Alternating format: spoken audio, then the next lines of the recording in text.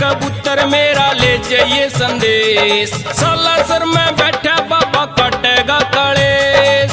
उड़ जा कबूतर मेरा ले जाइए संदेश।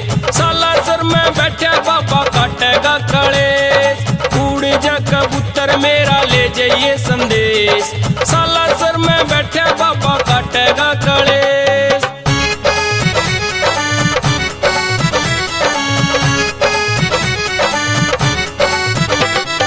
जाते ही मिलेगा तने हनुमत प्यारा।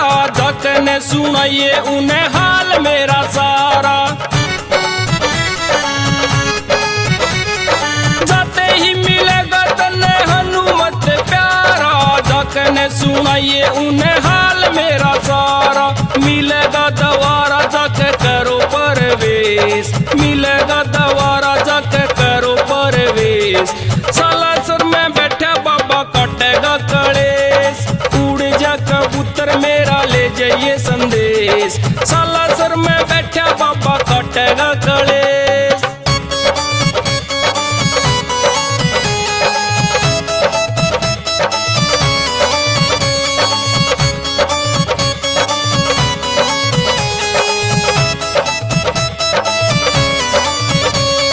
मेरे कहे ते नहीं रह हटेगा।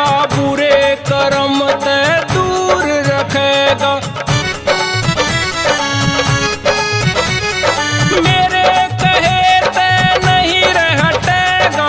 बुरे कर्म ते दूर रखेगा। जिसका अवतार उसने कहे से महेश। सालासर में बैठा बाबा काटेगा कलेश।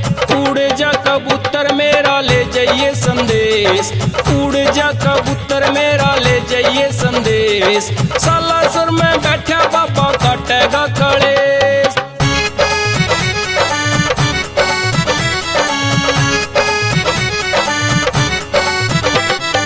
राम भगत से वो पवन कुमार। अंजनी दुलारा कर बेड़ा सबका पार।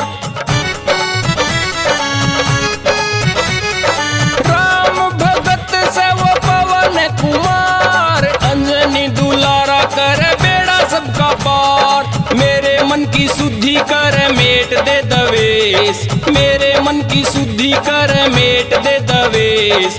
सालासर में बैठा बाबा काटेगा कलेश। उड़ जा कबूतर मेरा ले जाइए संदेश। सालासर में बैठा बाबा काटेगा कलेश।